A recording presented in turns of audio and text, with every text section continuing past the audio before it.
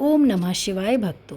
सावन मास की इस बेला में आज आपके लिए लेकर आई हूँ शिव विवाह, जो कि माता पार्वती और शिव शंभू को अत्यंत ही प्रिय है, जिसका नित्य पाठ करने से उत्तम फल की प्राप्ति होती है और हमारे जीवन के सभी कष्ट दूर होते हैं।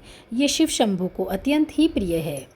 महाशिवरात्रि को लेकर पौराणिक मान्यता है कि इस दिन भगवान शिव और माता पार्वती का विवाह संपन्न हुआ था।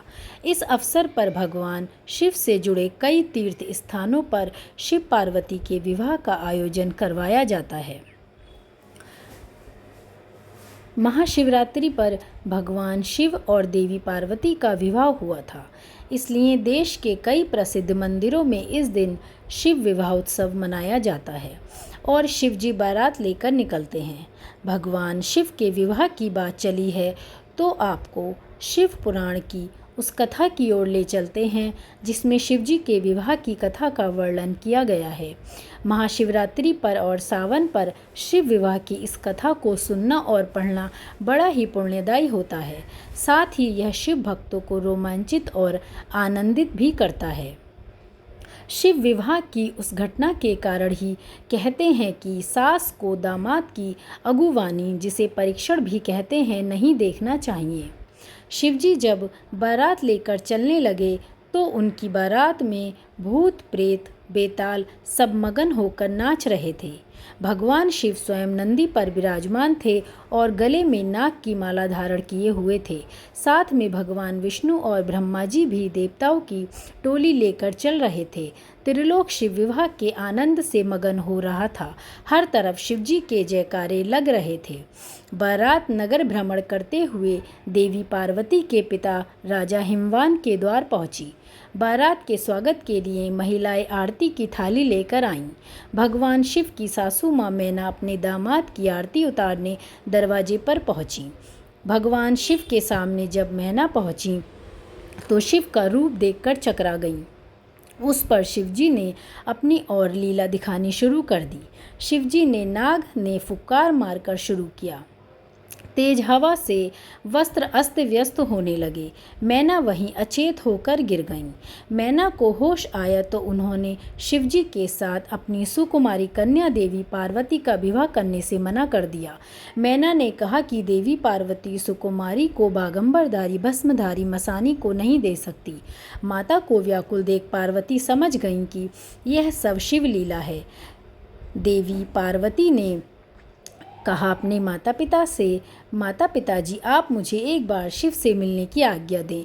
माता पिता से आज्ञा लेकर देवी पार्वती जनवासे में गईं, जहां शिवजी विराजमान थे। देवी पार्वती भगवान शिव से बोली, हे प्रभु आप अपनी लीला समेटिए। मेरी माता आपको मसानी रूप देखकर व्याकुल हो रही हैं और आपसे मेरा विवाह नहीं करवाना चाहती।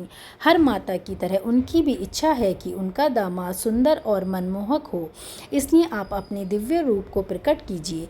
देवी पार्वती की मनोदशा समझकर शिवजी ने अपनी लीला समेट ली और भगवान विष्णु और चंद्रमा ने मिलकर भगवान शिव को दूल्हे के रूप में तैयार किया। भगवान शिव अपने चंद्रमौली रूप को धारण करके सबका मन मोह रहे थे।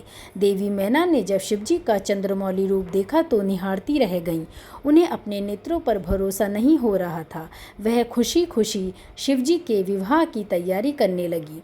जब विवाह मंडप पर शिवजी पहुँचे और विवाह आरंभ होने वाला था, तब साधु समाज लोकचारवश राजा हिमवान की वंश परंपरा का बखान करने लगे।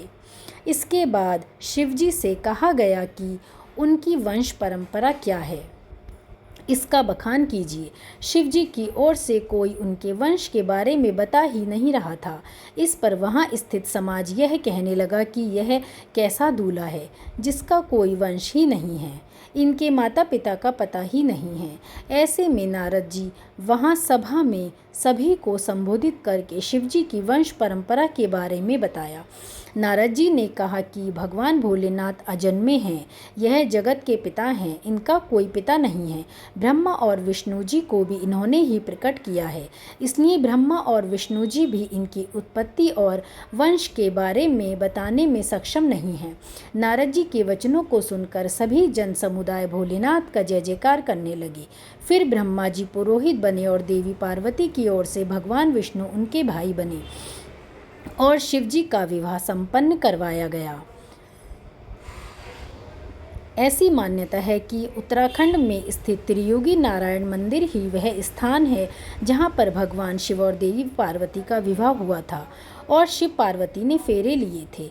यहां आज भी वह अग्नि प्रज्वलित है जिसके फेरे शिव और पार्वती ने लिए थे। तो दोस्तों, आपको पूरा आनंद आया होगा ये शिव विवाह सुनकर। नित्य इसका पाठ कीजिए और भगवान भोलेनाथ और माँ जगत जननी पार्वती को खुश कीजिए और शिव पार्वती पर आपकी कृपा हमेशा बनी रहे। आप हमेशा आनंदमय जीवन व्यतीत करें। धन्यवाद।